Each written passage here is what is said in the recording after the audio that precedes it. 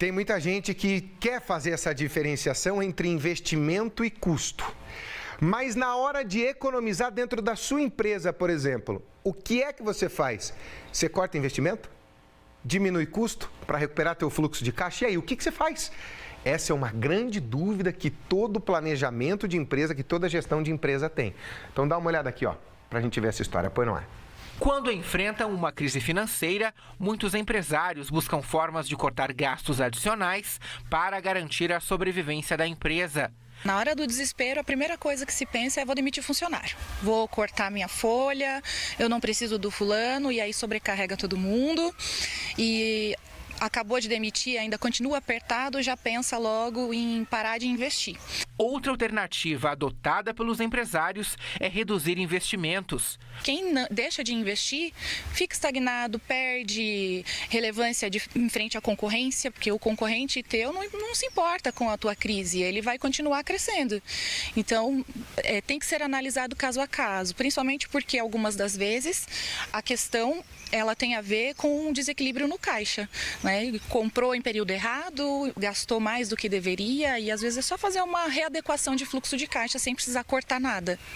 Há uma grande diferença entre reduzir custos e reduzir investimentos. E é por isso que o empresário precisa analisar bem a situação em que a empresa está para escolher a melhor opção.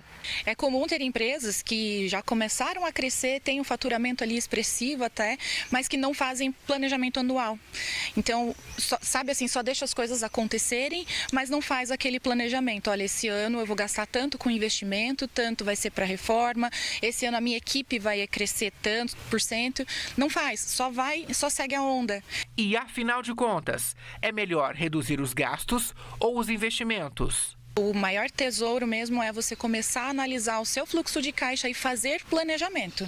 Ter o planejamento do que você vai fazer no ano seguinte e ter mapeado todas essas questões dentro da empresa. O que é mais importante? Realmente o meu custo está tão alto assim? Eu posso cortar alguma coisa? Será que eu posso, de repente, investir de uma maneira mais inteligente que me traga mais receita? Então, é um conjunto de informações que são bem importantes. Está passando por uma crise financeira? Então, preste atenção nessas dicas. Antes de decidir qualquer coisa, a dica é: faça um fluxo de caixa, analise tudo que você tem para receber, analise tudo que você tem para pagar e aí você aprofunda o teu conhecimento naquilo que diz respeito ao teu custo e ao teu investimento, para ponderar o que vale mais a pena, porque a mesma receita não serve para todo mundo. Minha gente, e aí? Diminui custo? Corta investimento? O que é que a gente faz para recuperar fluxo de caixa nesse peso? Na hora de pesar as coisas na balança, qual é a melhor medida a ser tomada? Isso é dica para você que tem a tua empresa aí. Professor Daniel Poit. Boa tarde. Boa tarde, seja bem-vindo nessa segunda-feira. Tudo bem? Professor, e aí? Diminui o custo ou corta o investimento? Normalmente o custo ele tem um peso maior dentro do meu orçamento. O investimento tem um peso muito menor. Eu separo menos dinheiro para investir. E aí, o que eu faço? Então, essa é uma situação que cada organização tem que avaliar no seu... São particularidades, no seu contexto. Mas a parte conceitual, que foi o que essa consultora nos colocou, eu não consegui ver o nome dela, desculpe, de que quando você precisa equilibrar fluxo de caixa, qual é a primeira providência? Cortar custos ou cortar investimentos? Quando você tem um desequilíbrio de fluxo de caixa, significa que há mais despesa do que entradas, né? Pelo menos uma empresa que tem algum controle financeiro consegue observar isso e aí vai flagrante, né? E vai querer tomar algumas medidas.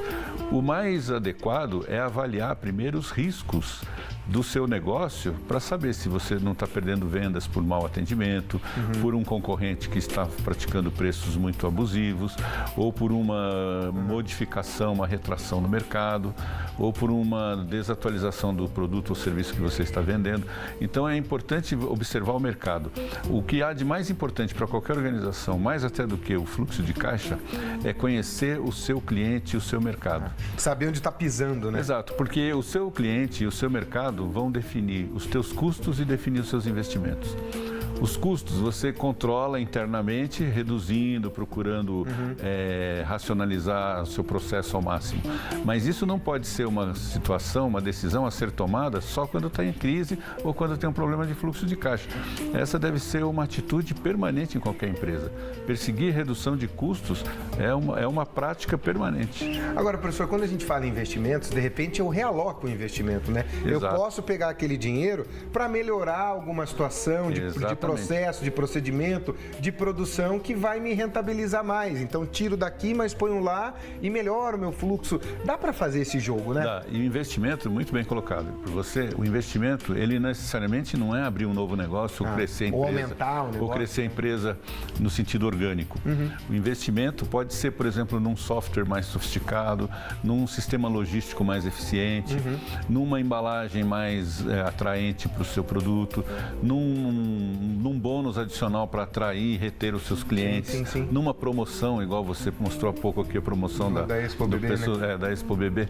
Então, todas essas iniciativas são formas de investir no negócio, né?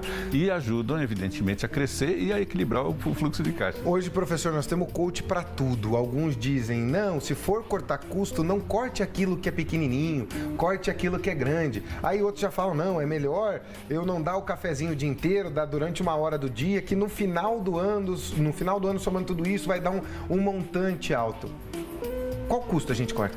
O maior ou o menor? Então, se for para entrar numa lógica de que você deve cortar custos observando simplesmente os frios números das contas, o risco de cortar o custo errado e de ter resultados piores do que vinha tendo é muito grande. Os custos devem ser cortados à luz do quanto representa cada elemento de custo na capacidade de atender bem seu mercado. Às vezes eu corto, por exemplo, vamos pegar o exemplo do cafezinho. Eu corto o cafezinho, mas meu funcionário fica infeliz, ele atende mal. Fica insatisfeito, atende mal. Vai tirar prejuízo. Ou, como tinha uma empresa que eu visitava muito, eles tinham uma recepção que tinha um cafezinho, uma bolachinha para os motoristas que iam fazer entrega, os motoboys e tal. Aí, numa dessas ideias de cortar custo, cortaram aquilo. Então, uma entrega urgente para aquela empresa, chegava no transportador lá que ia atender, o cara dizia, não vou lá não. Antigamente a gente ia lá, tinha um café, tinha uma bolachinha, agora não tem mais nada, vou fazer só no final do dia. É isso aí. E aquilo podia ter prejudicado e trazido um prejuízo centenas de vezes maior do que o valor do café e da bolachinha.